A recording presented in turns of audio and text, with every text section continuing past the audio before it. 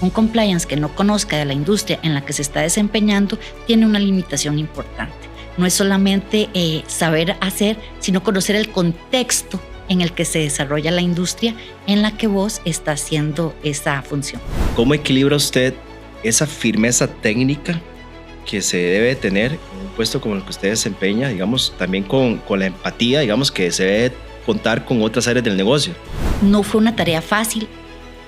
Teníamos que conocer el contexto de la industria, teníamos que conocer toda la normativa prudencial, toda la regulación externa que nos era aplicable, teníamos que categorizarla y no había ese mapeo como un todo. Entonces, no fue fácil, fue bastante, es que tampoco quiero decir que difícil, ¿verdad? Pero sí fue un camino un poquito más engorroso porque había que crear ese proceso.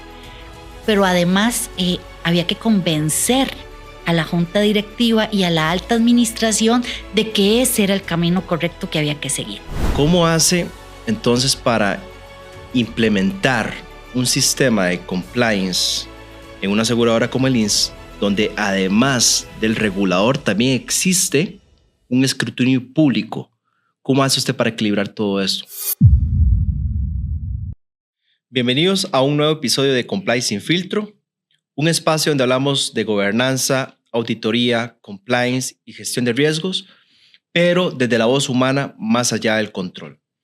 El día de hoy nos acompaña Girlani González, quien es directora corporativa de compliance del grupo INS. ¿Cómo está, Girlani?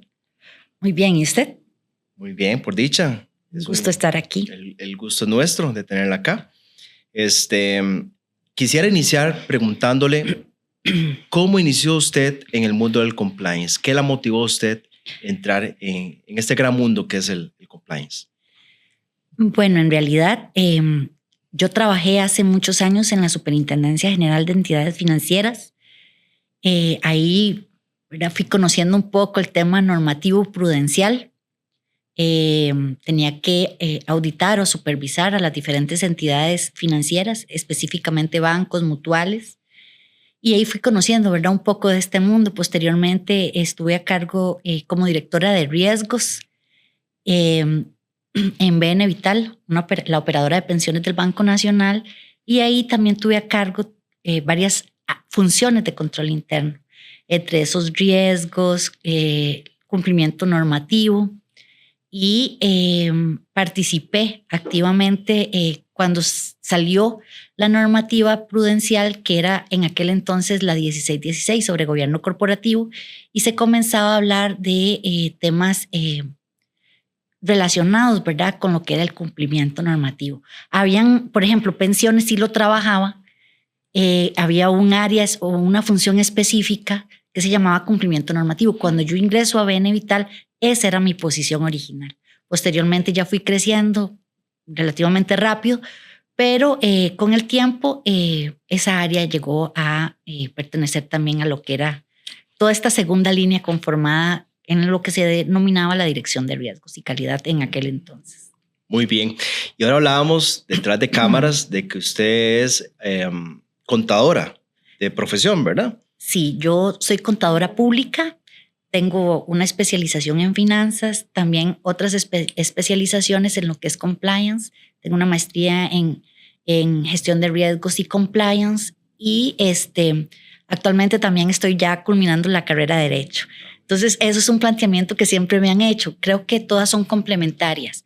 Muchas veces me han preguntado, mire, es que nos parece que debe ser un abogado. Sí, no, para eso está la jurídica también, al menos en la industria en la que yo me desenvuelvo. Cumplimiento, y lo vamos a ir conversando, es un tema diferente. No se puede ver desde una perspectiva plenamente jurídica porque tiene sus matices diferenciados. Entonces, creo que esa es algo interesante, ¿verdad? Algo que he discutido muchas veces. ¿Se puede ser abogado? Sí, mientras usted maneje temas de riesgos o tenga ese conocimiento técnico y conozca de la industria. Un compliance que no conozca de la industria en la que se está desempeñando tiene una limitación importante. No es solamente saber hacer, sino conocer el contexto en el que se desarrolla la industria en la que vos estás haciendo esa función.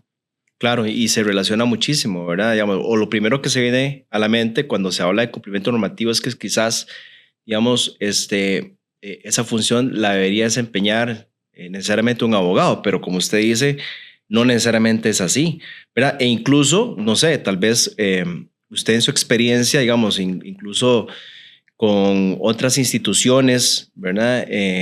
Donde se aplica el compliance, quizás se relaciona la primera idea al abogado, ¿verdad? Con esa materia, pero no necesariamente los puestos, ¿verdad? De oficiales de cumplimiento, ¿verdad? Necesariamente están ocupados por abogados, ¿verdad? Sino por otros profesionales. Exacto, así es. De hecho, conozco, ¿verdad?, abogados que tienen muy buen manejo del tema y profesionales que tienen, digamos, la carrera que yo desempeño o que estudié y en ambas se consolidan muy bien en esta profesión. Creo que es un tema, como le digo, es que tiene muchos matices la función de cumplimiento. Uh-huh. A veces uno lo ve como un checklist y no, va más allá. Alguien me comentaba en algún momento, imagínese que, por ejemplo, fuera tan fácil como llegar a decir cumple, no cumple, cumple o no cumple, pero ¿qué es lo que está cumpliendo y qué es lo que no está cumpliendo? ¿Cuál es el alcance de la normativa, verdad? Dentro de la industria, entonces, o dentro de la organización en donde nos estamos desempeñando. Claro, y eso me lleva a la siguiente pregunta. Yirlani, ¿cómo equilibra usted esa firmeza técnica que se debe tener en un puesto como el que usted desempeña, digamos, también con la empatía, digamos, que se debe contar con otras áreas del negocio? Recientemente escribí un artículo en LinkedIn que decía, hablaba sobre un refrán, ¿verdad?, que dicta: lo cortés no quita lo valiente. Claro. Y me encanté y ahí lo desarrollé, porque yo tiendo a ser suave en mi trato con la persona, pero muy firme en mi tecnicismo y en mis apreciaciones. Al ser contadora pública, voy a ponerlo así, tengo afinidad, de auditoría. Entonces, ¿cómo son los auditores? Por lo general, todo es bajo evidencia. Nosotros nos movemos con evidencia. ¿Por qué no se está cumpliendo? Por esto, esto y esta razón. No es simplemente llegar y decir subjetivamente hay un incumplimiento, sino desde la evidencia que nosotros estamos validando o la misma evidencia proporcionada por las áreas, nosotros evaluamos la calidad de ese control. ¿Es efectivo o no es efectivo? Si no es efectivo, levantamos la mano. Y a veces ni siquiera existen esos controles y deben generarse. Encontramos algo que la gente ni siquiera sabía cómo se podía cumplir con esa norma. O vamos más allá, cuando se generan normas nuevas que nadie, absolutamente nadie, ha visto pasar. Es nuevo, es algo que viene, es un riesgo que estamos asumiendo porque tenemos que empezar a implementar sistemas, tenemos que ver si el personal está capacitado para implementar, claro, si realmente el INS, que es tan grande, está en capacidad de operativizar algo tan grande, cuánto tiempo le va a generar la implementación de esta nueva normativa. Todos esos alcances son los que nosotros debemos valorar. Ahora bien, cuando nosotros tenemos que llegar y decir algo, como te decía, ¿verdad?, lo cortés no quita lo valiente, somos firmes.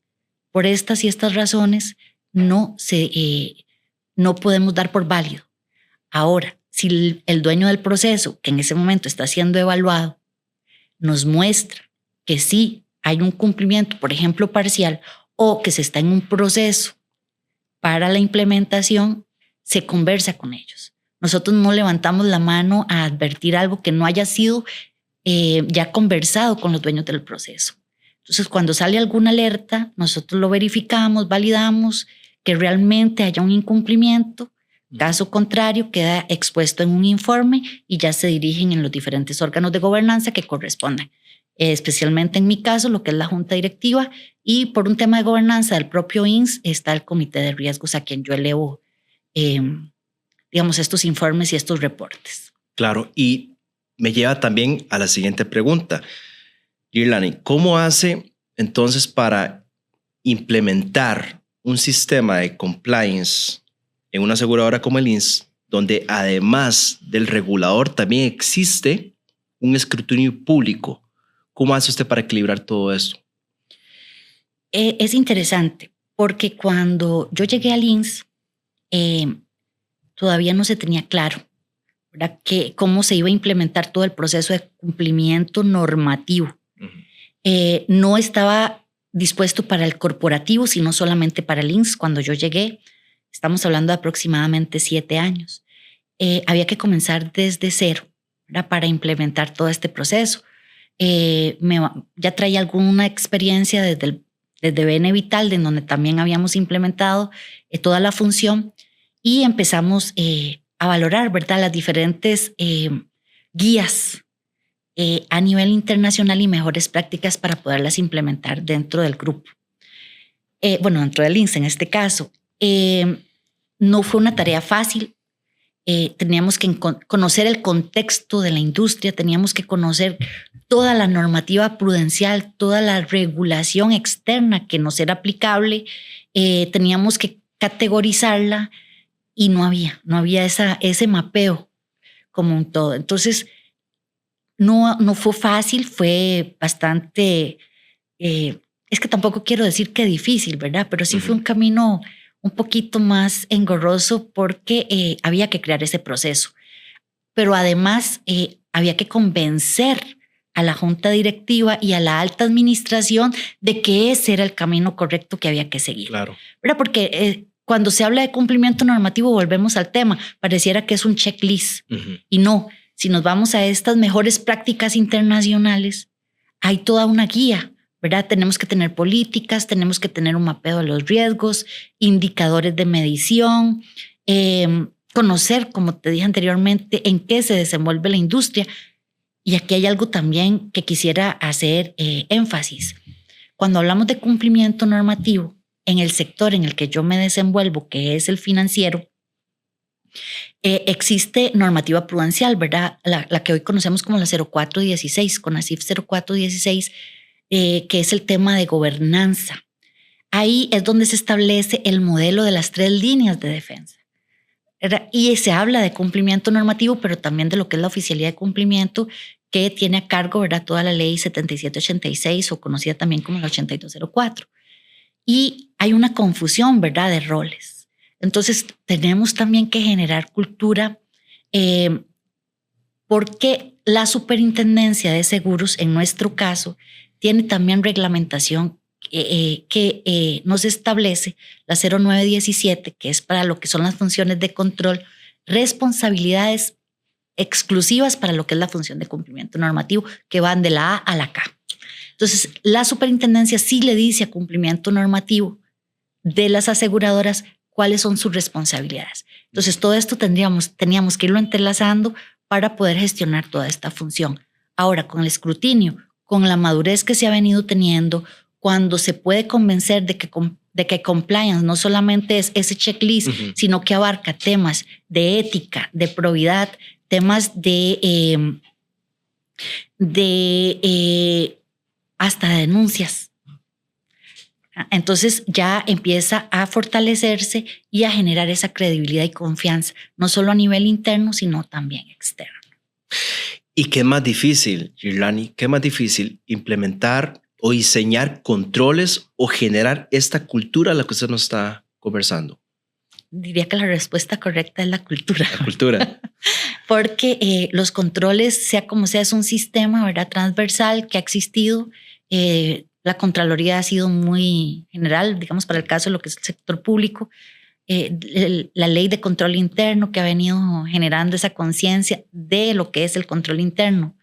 Pero la cultura del compliance, la cultura de la ética y generar cultura en sí misma de lo que se debe de cumplir la normativa. Mucho de lo que yo hago énfasis es, vean, en el sector público el principio de legalidad es lo que nos rige. Exacto. Debemos cumplir con lo que está establecido en la ley. Entonces imagínense lo que es llegar a trabajar al sector público y no conocer ni siquiera la norma que a mí me aplica y las consecuencias que tiene su incumplimiento. Entonces la cultura para mí ha sido quizás lo más retador. Claro. ¿Y cómo hace usted, digamos, en su experiencia con la alta gerencia, precisamente para inculcarles a ellos y hacerles entender que el cumplimiento no necesariamente es un freno, ¿verdad? Sino que es precisamente, digamos, un mecanismo habilitador, ¿verdad? Para hacer mejor las cosas. ¿Cómo hace usted, digamos, en ese momento cuando se debe tratar con esas personas que ocupan esos puestos para hacerles entender precisamente eso?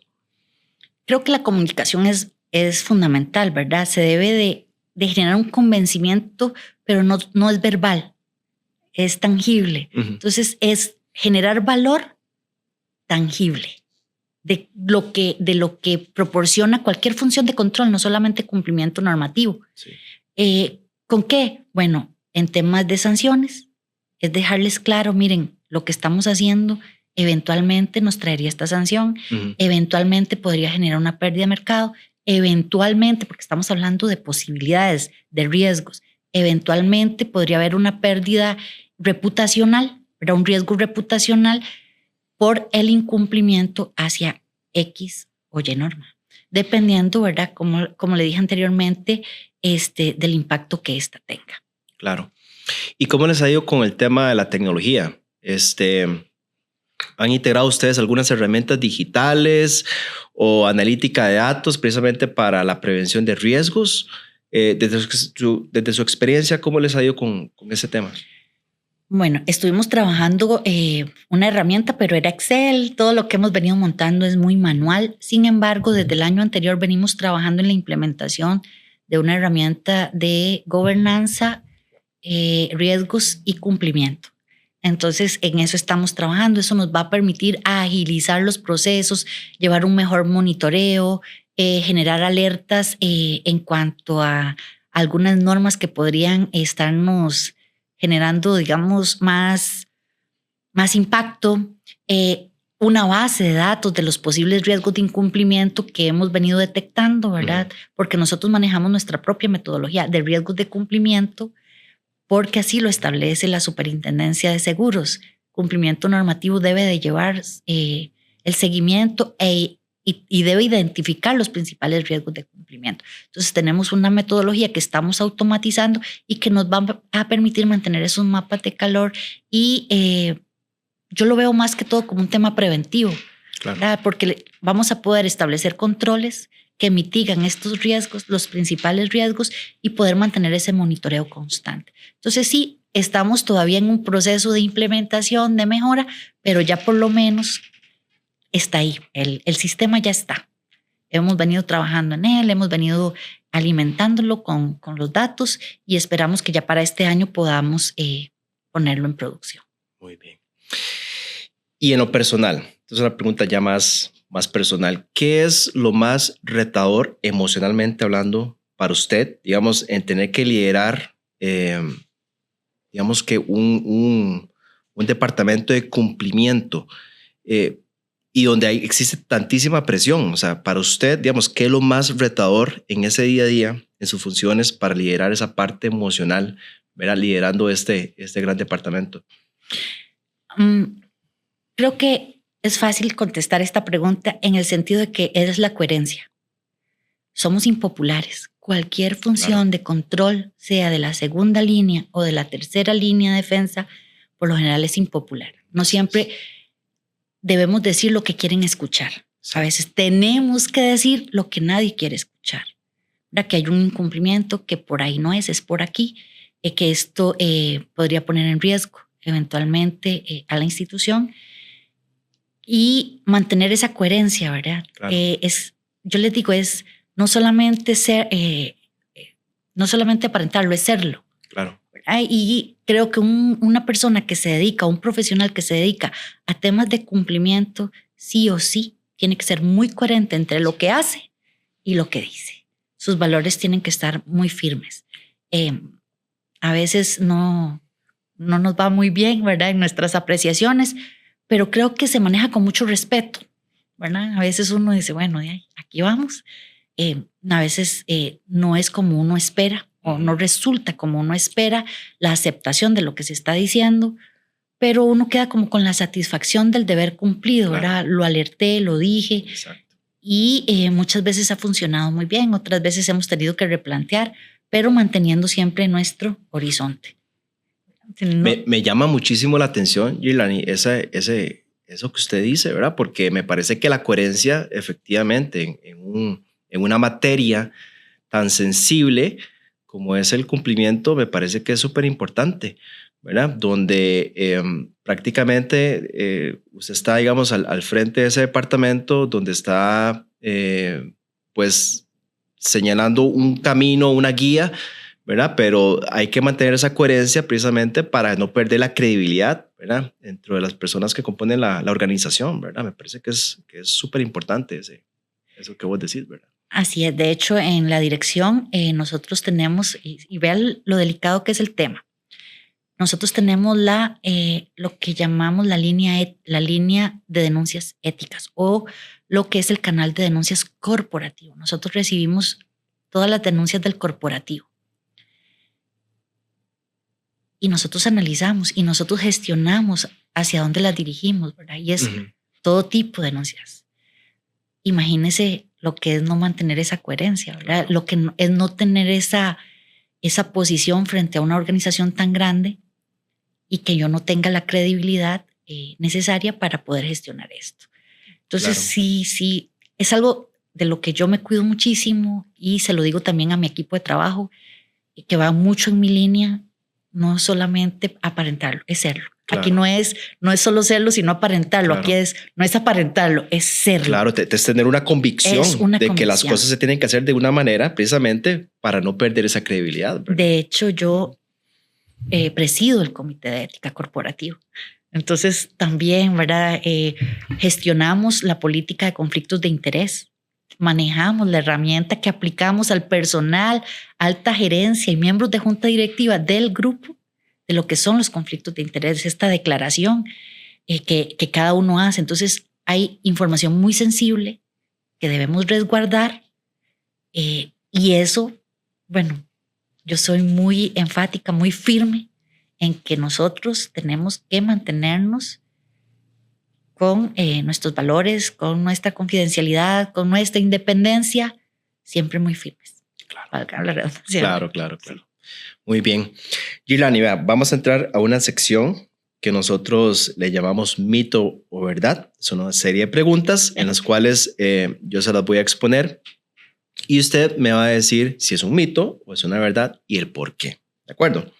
Vamos a ver. Ok, muy bien. La primera es: el compliance solo aparece cuando hay problemas. Mito. Porque el compliance tiene que ser preventivo. Si yo tengo una adecuada estructura, si yo tengo una adecuada gestión, tiene que ser preventivo. Para eso se denomina segunda línea de defensa. Yo siempre cuando hablamos de este modelo, ¿verdad?, de gobernanza, en donde está la primera, segunda y tercera línea de defensa, nosotros vemos a la segunda línea de defensa y yo se lo digo en las charlas a las personas o cuando estoy dando estas capacitaciones, somos como la defensa de un equipo de fútbol. Evitamos que el gol llegue a la auditoría interna, que al fin y al cabo vendría a ser hasta como un portero, ¿verdad? Claro. Esa es la función y hacia eso tenemos que ir. Hay que perfeccionarlo, sí, pero nosotros tenemos que enfocarnos más que en corrección, en prevención. Claro. Entonces, para mí es un mito. Nosotros no podemos llegar ya cuando el riesgo se ha materializado. ¿Que se da? Sí, claro, pero la idea es que sea prevención. Muy bien. ¿Cumplimiento y control interno es lo mismo? Mito. Okay. Cumplimiento normativo es una función de control interno. Recordemos que control interno es un sistema transversal, no es un área en sí. Uh-huh. Entonces, al hablar de un área transversal, tiene sus componentes tanto orgánicos como funcionales y además tiene objetivos trazados. De hecho, uno de los objetivos trazados del sistema de control interno es el cumplimiento de las normas y regulaciones que le son aplicables a las empresas. Podemos ver también que se habla de la valoración del riesgo.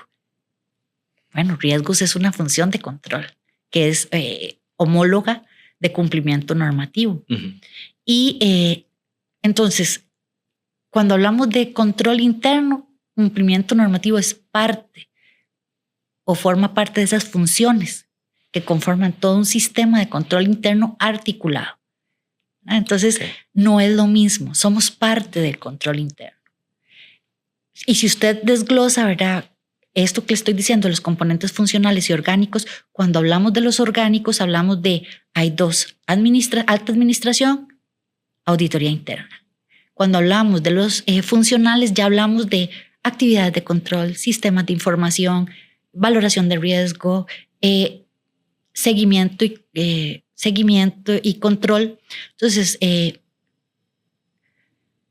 creo que cada una de estos componentes se van desagregando y es lo que lo hace de verdad transversal y todos somos responsables. Cumplimiento normativo ya tiene un sistema integrado, una norma que le dice cómo puede ser estructurado, tiene su propia política. Nosotros cuando vemos un riesgo de cumplimiento o analizamos una norma, por ejemplo, y su cumplimiento y alcance, validamos ahí sí la efectividad del control que mitiga el riesgo que estamos determinando. Okay. Por eso es que somos una función de control. Claro. Entonces no sé si con eso quedo. Claro. No, muy bien. De hecho, siempre he sido una defensora de eso. Sí. Se complementan, pero no son lo mismo. Muy bien, excelente explicación. Y la última pregunta de esta sección sería, ¿las instituciones públicas ya cuentan con roles de control y no necesitan oficiales de cumplimiento? ¿Mito o verdad? Mito, para mí. Uh-huh. ¿Por qué?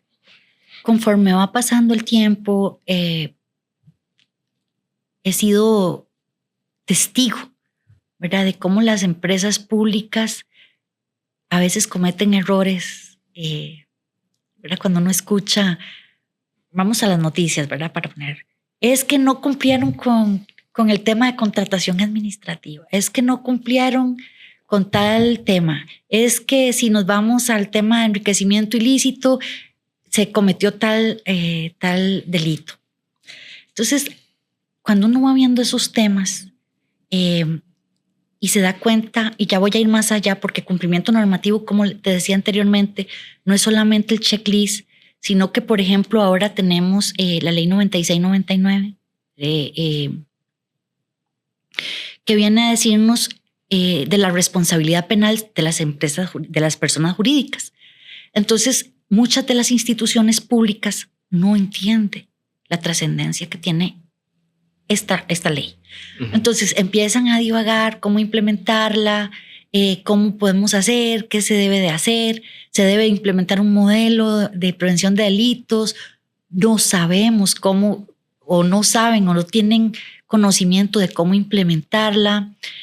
Entonces yo me cuestiono, ¿verdad? No es simplemente tener un área de control interno, que es lo que por lo general estas entidades públicas, exceptuando al sector financiero, que ya está muy regulado y muy acostumbrado a este tipo de regulaciones, seguimientos y controles, que una empresa que está fuera de esta industria. Uh-huh. ¿Verdad? No, cuando a mí me han llamado, porque me han llamado de algunas de estas empresas o a veces hasta de municipalidades para ver qué orientación se les puede dar, me han preguntado hasta qué tipo de riesgos podría identificarse. Entonces yo digo, sí se necesita ya ver esta figura como parte. Es más, yo la he visto hasta en el sector público en altas esferas. Sí. Por ejemplo, ¿por qué no ver un compliance delimitando, y no sé si aquí, ¿verdad?, estoy excediendo, en la Asamblea Legislativa, por ejemplo? Porque como vemos, el compliance es integral, es un tema ético, es un tema que también va más allá con modelos de prevención de delitos y es un tema que valida que la normativa que me aplique sea congruente con la que yo estoy generando internamente. Y que hay actualizaciones, que se está dando seguimiento. Por ejemplo, nosotros vemos qué tipo de leyes van a salir o qué proyectos de ley vienen y qué nos afectan a nosotros. Y levantamos la mano, ¿verdad? Eso, claro, con jurídico, de forma articulada, pero yo sí lo veo necesario. Muy bien. Entramos a otra sección, Girlani, bastante interesante de nuestro podcast. Espero estar pasando los quizzes. Esta sección se llama tarjeta sorpresa. Entonces, vean, acá tengo varias tarjetas con preguntas clave y quiero que usted tome una de ellas, lea la pregunta y nos la responda con el corazón. Con el corazón, quizás en un minuto, ¿verdad? Nos pueda Da la explicación. Esta.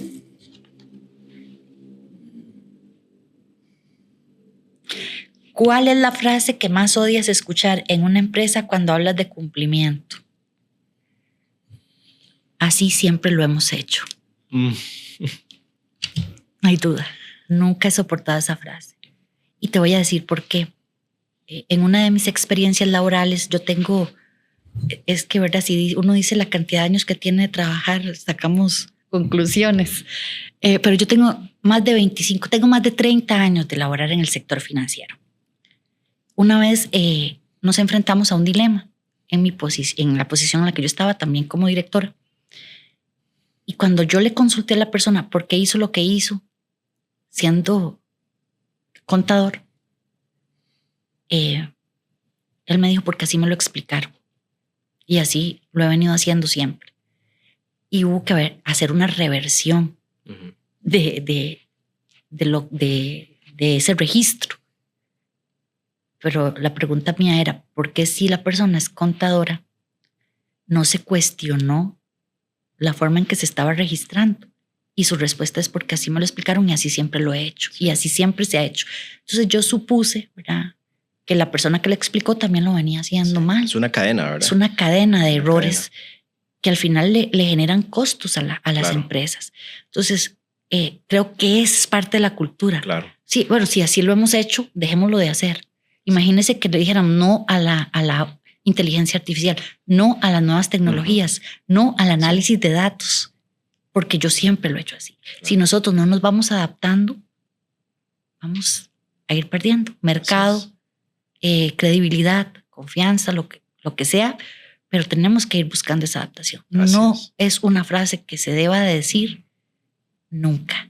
Así es. Es parte del cambio de cultura, ¿verdad? Es parte de ese cambio de cultura. Yulani, estamos llegando ya lamentablemente al cierre, ¿verdad? De nuestro episodio. Pero antes quisiera cerrar con la siguiente pregunta. Si tuvieras a una persona que está considerando, si tuvieras frente de vos a una persona que está considerando convertirse en una oficial de cumplimiento, ¿qué consejo le darías? Que si le gusta el confort, no es para él o para ella. Es un área que tiene muchos altibajos, es una profesión hermosa. A mí me encanta lo que hago, lo disfruto muchísimo, se genera mucha creatividad, mucha responsabilidad se requiere y mucha conciencia. Entonces, si la persona le gusta lo fácil, no se lo recomiendo. Si le gustan los retos, si le gusta caminar en rectitud y si cree realmente en lo que hace, a pesar de ser impopular, creo que sí encaja muy bien en estos puestos, ¿verdad? Esa sería mi recomendación. Excelente consejo de una persona que tiene muchísima experiencia y muchísima trayectoria. Muchísimas gracias, Yulani, por acompañarnos en este episodio de Compliance Sin Filtro y muchísimas gracias por compartir tus experiencias con nosotros. No, ha sido un placer, de verdad, encantada de estar aquí con ustedes y espero haber compartido un poco de mi experiencia y que sea útil para los que estamos ejerciendo toda esta profesión tan maravillosa. Sin duda que así va a ser. Y a todos ustedes, muchísimas gracias por escuchar un episodio más de Compliance Sin Filtro, la voz humana detrás del control. Y recuerden seguirnos en nuestras redes sociales como Comply Hub Learn y descubrirán una plataforma que centraliza el GRC mediante inteligencia artificial en complyhublearn.com. Muchísimas gracias nuevamente y nos vemos en el próximo episodio.